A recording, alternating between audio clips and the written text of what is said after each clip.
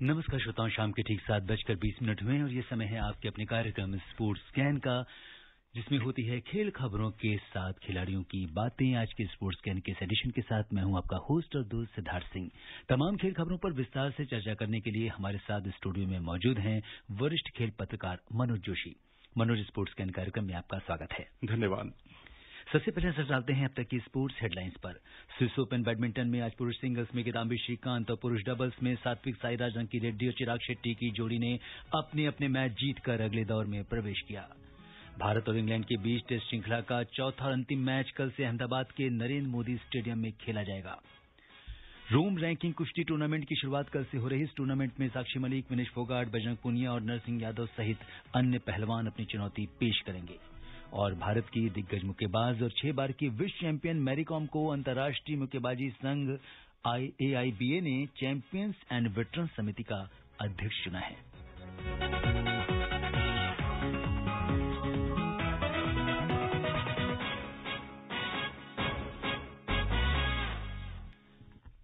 और इस समय स्विट्जरलैंड के बासेल में स्विस ओपन बैडमिंटन के मुकाबले चल रहे हैं। आज क्या कुछ खास रहा स्विस ओपन में, बता रही हैं हमारी सहयोगी Charu Saxena. Swiss open badminton में भारत के टॉप शटलर किदाम्बी श्रीकांत ने जीत के साथ शुरुआत की। उन्होंने पहले राउंड में हमवतन समीर वर्मा को 18-21, 21-18, 21-11 से हरा दिया। समीर 2018 में इस टूर्नामेंट में चैंपियन रहे थे। विश्व के 13वें नंबर के खिलाड़ी श्रीकांत का अब अगले राउंड में फ्रांस के थॉमस रॉक्सल और कनाडा के जियोडोंग शैंग के बीच होने वाले मैच के विजेता से होगा। एक अन्य मैच में एटिस प्रणॉय को नीदरलैंड के मार्क काल्ज्यू से हार का सामना करना पड़ा है। उन्हें मार्क काल्ज्यू ने 21-19, 9-21, 21-17 से हराया। पुरुष डबल्स में सात्विक साईराज रंकीरेड्डी और चिराग शेट्टी की जोड़ी ने स्कॉटलैंड के ग्रिमले ब्रदर्स की जोड़ी को 21-18, 19-21, 21-16 से हराकर अगले दौर में प्रवेश किया। वर्ल्ड नंबर 19 सात्विक साईराज रंकीरेड्डी और अश्विन पोन्नप्पा की जोड़ी दूसरे राउंड में पहुंच गई है। सात्विक और अश्विन ने पहले राउंड में वर्ल्ड नंबर 8 इंडोनेशिया के हाफिज फैजल और ग्लोरिया इमैनुअल विजाजा की जोड़ी को लगातार सेटों में 21-18, 21-10 से हराया। दूसरे दौर में उनका सामना इंडोनेशिया के रिनोफ रिवाल्डी और पिथा हैनिंगतियास मेंटारी की जोड़ी से होगा। वहीं प्रणव जेरी चोपड़ा और एन सिक्की रेड्डी की जोड़ी को पहले राउंड में हार का सामना करना पड़ा। जेरी और सिक्की रेड्डी की जोड़ी को तीसरी वरीयता प्राप्त इंग्लैंड की जोड़ी मार्क्स एलिस और लोरेन स्मिथ ने 21-18, 21-15 से हराया। प्रणव जेरी मार्च 2020 में ऑल इंग्लैंड चैंपियनशिप के बाद पहली बार कोर्ट पर उतरे थे। स्विस ओपन के पहले दिन सिर्फ मिक्स डबल्स के मुकाबले खेले गए थे। महिला सिंगल्स में पीवी सिंधु और साइना नेहवाल भी आज अपनी चुनौती पेश करेंगी। Charu Saxena, sports scan. तो अगर हम इसमें देखें मनोज, तो किस तरीके से किदाम्बी श्रीकांत ने आज दोनों ही भारतीय थे समीर वर्मा को 18-21, 21-18, 21-11 से हराया और एक जबरदस्त शुरुआत करी है। जी हाँ, बिल्कुल। और खासकर हम ये देखते हुए हम इनके महत्व को कम नहीं कर सकते कि उन्होंने एक इंडियन को ही हराया है, लेकिन ये इंडियन भी बहुत ही बेहतरीन प्रदर्शन इनका रहा है और पूर्व चैंपियन रहा है ये समीर वर्मा। और किदाम्बी श्रीकांत तो खैर आप जानते ही हैं, पूरी दुनिया जानती है, दुनिया के पूर्व नंबर 1 खिलाड़ी रहे हैं। और मुकाबला बहुत ही टफ था, बहुत रोचक था। और जो आखिरी जो गेम था उसमें जब 14-11 का स्कोर था तो लगातार 7 अंक बटोरते चले गए श्रीकांत। ये उनकी जो है एकाग्रता को दिखाता है और लगातार जो निरंतरता थी उनके प्रदर्शन में उसको दिखाता है। कोर्ट कवरेज उनका बेहतरीन था। बिल्कुल। और जिस तरीके से इन्होंने, और मुझे लगता है कि जितने भी बैडमिंटन प्रेमी थे, ये जो मैच था स्पेशली श्रीकांत और समीर वर्मा का, इसके ऊपर सबकी नजरें टिकी थीं और श्रीकांत ने आशा के अनुरूप ही अपना प्रदर्शन किया है। हालांकि इम्पोर्टेंट ये है कि अब जो श्रीकांत का सामना है अगले राउंड में फ्रांस के थॉमस रुक्सल और कनाडा के जियाओहोंग के बीच में जो भी मैच जीतेगा उसके साथ अगले राउंड का मैच होगा। जी हाँ, बिल्कुल। वो भी बहुत रोचक हो सकता है मुकाबला। लेकिन मैं तो कुल मिलाकर ये कहूंगा कि भारतीय खिलाड़ी जब अपनी लय में आते हैं तो बहुत लगातार निरंतरता रहती है उनके प्रदर्शन में। जब गिरावट आती है तो बिल्कुल वो उनका प्रदर्शन बहुत नीचे गिर जाता है। और थोड़ा सा मैं समझता हूं अगर इसको स्टेबल रखें तो उतना ही स्थिरता जितना रहेगी उतना भारतीय बैडमिंटन के लिए अच्छा रहेगा। जैसा कि मैंने बताया, समीर वर्मा पहले चैंपियन रह चुके हैं। जिस तरह पहले राउंड में उनकी फजीहत हुई और तीसरे राउंड में आते आते जिस तरह तीसरा जो गेम चल रहा था वहां उन्होंने एक तरह से आत्मसमर्पण कर दिया। और ये चीजें जो है मैं समझता हूं थोड़ा टफ फाइट अगर रहती तीसरे राउंड में तो और ज्यादा रोमांचक परिणाम सामने आते। बिल्कुल। तो और आज एक दूसरा मैच भी हुआ जिसमें एचएस प्रणय को नीदरलैंड्स की मार्क काल्ज्यू से हार का सामना करना पड़ा है। उन्हें मार्क काल्ज्यू ने 21-19, 9-21, 21-17 से हरा दिया। तो एचएस प्रणय भी भारत की उम्मीद थे, काफी अच्छा खेलते हैं, लेकिन आज का दिन उनके नाम नहीं रहा। पिछले कुछ वर्षों में बहुत अच्छा प्रदर्शन रहा है प्रणय का, इसमें कोई दो राय नहीं। और जिस तरीके से उन्होंने आज दूसरा गेम जीता है उससे भी उन्होंने उम्मीदें जगा दी थी। लेकिन वही बात है, मौके पर अगर आप चौका नहीं लगाते, तारतम्यता आपकी बिगड़ती है, एकाग्रता बिगड़ती है, तो फिर परिणाम जो है ना, अल्टीमेटली तो परिणाम ही सब कुछ है। आप कितना भी कह लीजिए, आप कोर्ट कवरेज आपका बहुत अच्छा था, आपने स्मैश बहुत अच्छे लगाए, बैक एंड शॉट बहुत अच्छे थे, काउंटर आपने बहुत अच्छा किया, अगर परिणाम आपके पक्ष में नहीं गया, क्रूशियल समय में, महत्वपूर्ण समय में यदि आप अनफोर्स्ड एरर करते चले गए तो वो लेने के देने पड़ जाते हैं। वही कुछ मुझे लगता है प्रणय के साथ हुआ। जी। और अगर हम पुरुष डबल्स की बात करें तो आशा के अनुरूप सात्विक साईराज रंकीरेड्डी और चिराग शेट्टी की जोड़ी ने स्कॉटलैंड के ग्रिमले ब्रदर्स, जो जुड़वा दोनों भाई हैं, इनकी जोड़ी को 21-18, 19-21, 21-16 से हराकर अगले दौर में प्रवेश किया। और मुझे लगता है कि सबकी नजरें ये जो जोड़ी है सात्विक साईराज रंकीरेड्डी और चिराग शेट्टी की, तो काफी उम्मीदें थी इनसे और अपनी उम्मीद पर पूरे खरे उतरे हैं। पूरे खरे उतरे हैं जी। एक राउंड हारे जरूर हैं एक गेम में, और उसके जी हाँ, और उसके बावजूद इन्होंने अपनी लय को बना के रखा। और इससे भी बड़ी बात यह है कि सात्विक जो है, जब अश्विनी पुनप्पा के साथ उतरे मिक्स डबल्स में जी, तो दुनिया के 8वें नंबर की जोड़ी को हराकर इन्होंने सनसनी फैला दी। दूसरे नंबर की वो सीडेड थी, सेकंड सीडेड जोड़ी थी वो, इंडोनेशियन जोड़ी, ग्लोरिया इमैनुअल। जी हाँ, बिल्कुल। और उनको हालांकि थाईलैंड ओपन में भी हराया था।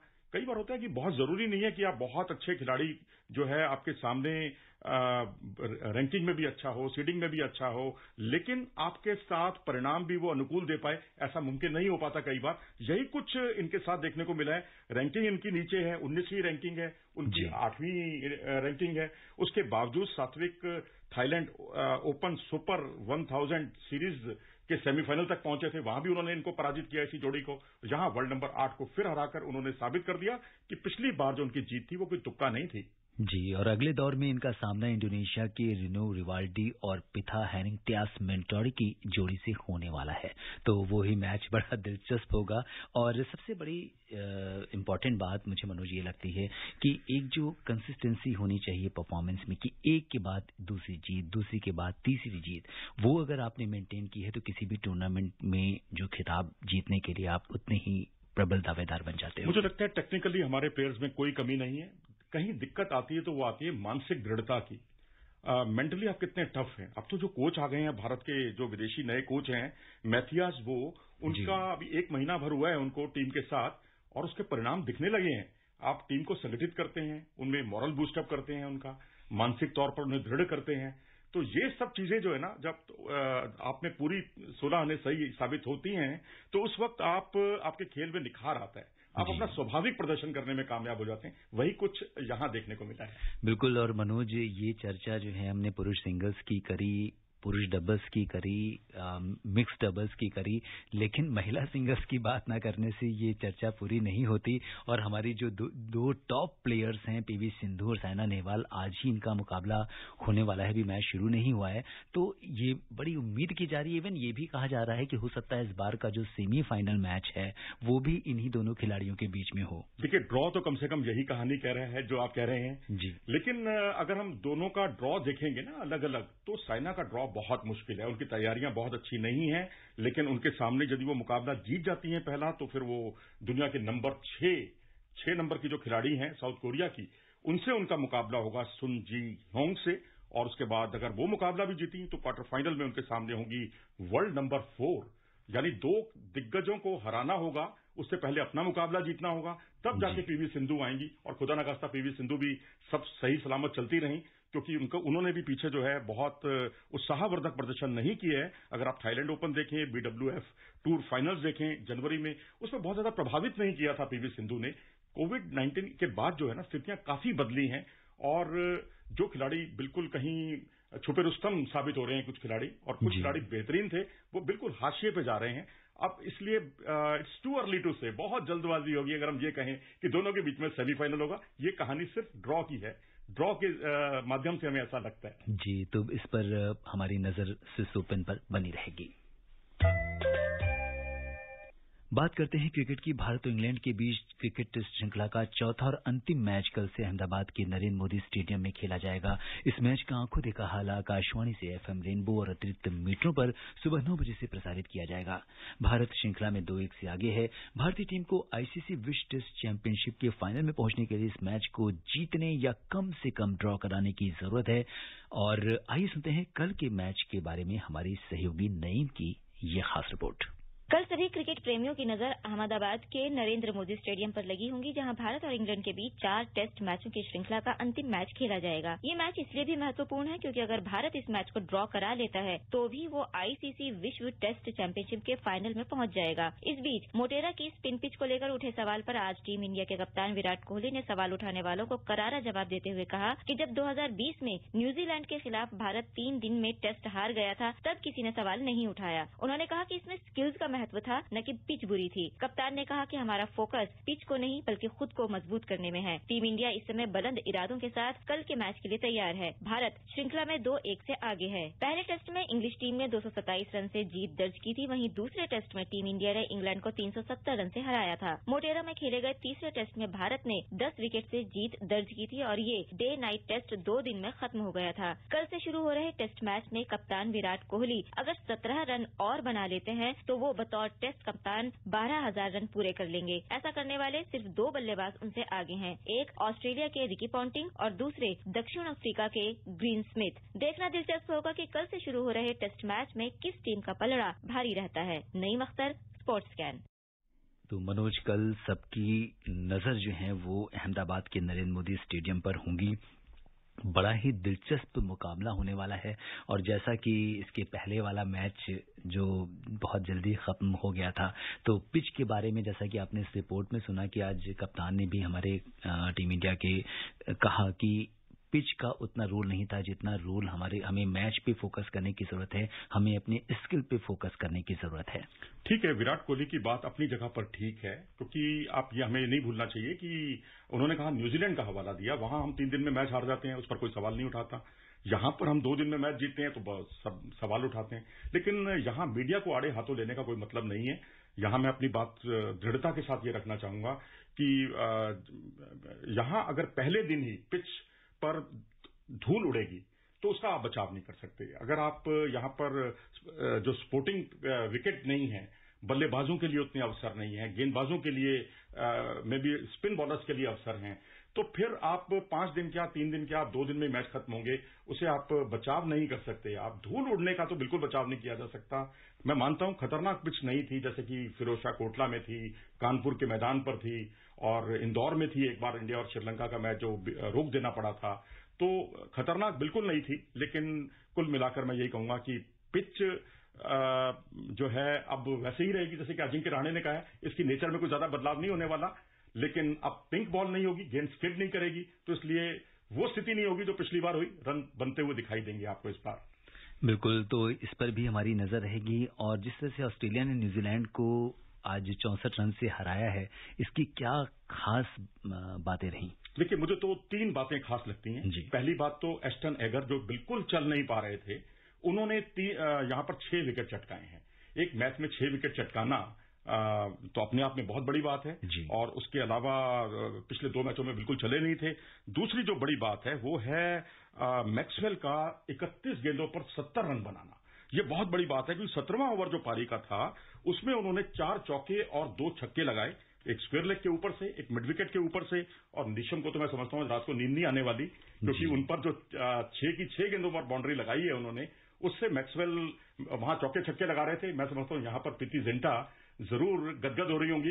और क्योंकि यहां पर एक और रिले मेरेडिच है, उन पर गदगद जरूर हो रही होंगी, क्योंकि उनको उन्होंने अपनी टीम में शामिल किया है और वो डेब्यू उनका ड्रीम डेब्यू रहा। 150 किलोमीटर प्रति घंटे की रफ्तार को उन्होंने छुआ, 145 किलोमीटर की रफ्तार को तो वो कंसिस्टेंटली पार करते रहे। अब बात करते हैं डोमेस्टिक क्रिकेट की। भारतीय क्रिकेट कंट्रोल बोर्ड यानी बीसीसीआई ने विजय हजारे ट्रॉफी के नॉकआउट मुकाबलों का कार्यक्रम जारी कर दिया है। एक दिवसीय फॉर्मेट में खेले जा रहे इस टूर्नामेंट के सभी नॉकआउट मुकाबले दिल्ली में खेले जाने हैं, जिसकी शुरुआत 7 मार्च से हो रही है। क्या कुछ होगा नॉकआउट मुकाबलों में और इस प्रतियोगिता में, जानते हैं अपनी सहयोगी अलका सिंह से।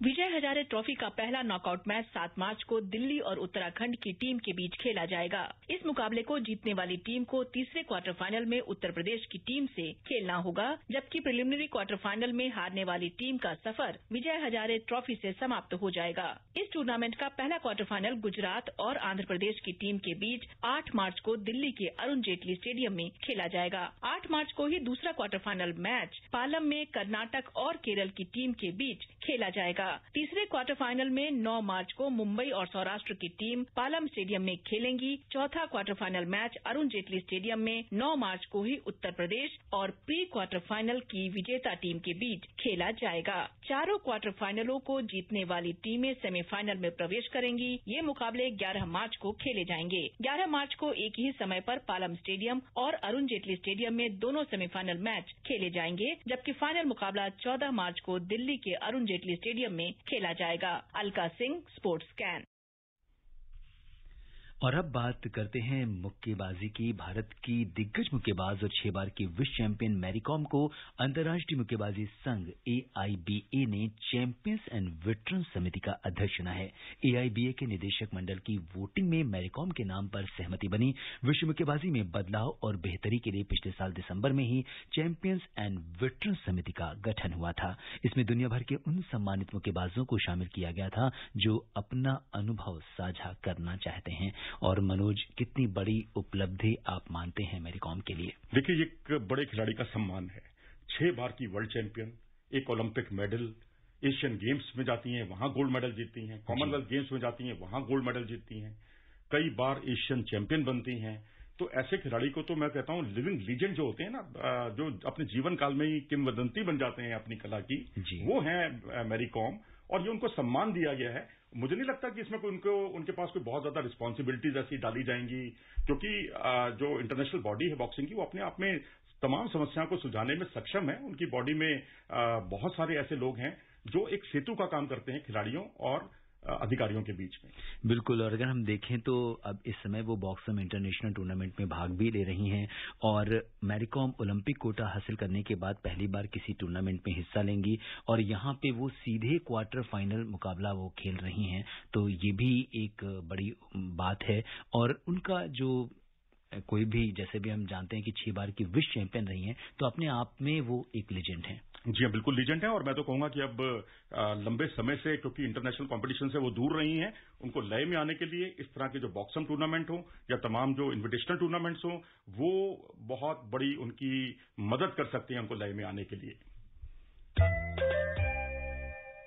और बात करते हैं चलते चलते कुश्ती की। रोम रैंकिंग कुश्ती टूर्नामेंट की शुरुआत कल से हो रही इस टूर्नामेंट में साक्षी मलिक, विनेश फोगाट, बजरंग पुनिया और नरसिंह यादव सहित अन्य पहलवान अपनी चुनौती पेश करेंगे। वहीं ओलंपिक के लिए क्वालिफाई कर चुके रवि दहिया और दीपक पुनिया को फिटनेस के कारण टूर्नामेंट से हटना पड़ा है। साक्षी मलिक को पिछले दिनों हराने वाली सोनम मलिक, जो कि बहुत चर्चा में रही, वो भी सिर में चोट की वजह से टूर्नामेंट से हट गई हैं। इस पर हमारी नजर रहेगी। कितना इम्पोर्टेंट आपको लग रहा है कि इसमें हमारे जो भी पहलवान हिस्सा ले रहे हैं, जो ओलंपिक में क्वालिफाई कर चुके हैं, विनेश फोगट, बजरंग पुनिया, ये दोनों मुख्य आकर्षण रहेंगे।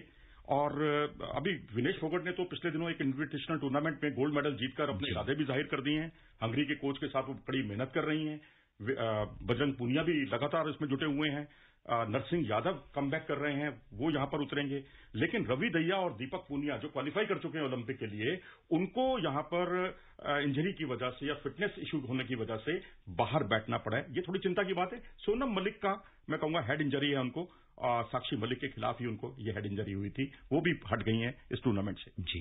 और श्रोताओं, समय अनुमति नहीं दे रहा है कि हम कुछ और खेल खबरों पर चर्चा करें। मनोज, आप हमारे स्टूडियो में आए और तमाम खेल खबरों पर चर्चा करने के लिए आपका बहुत बहुत धन्यवाद। धन्यवाद।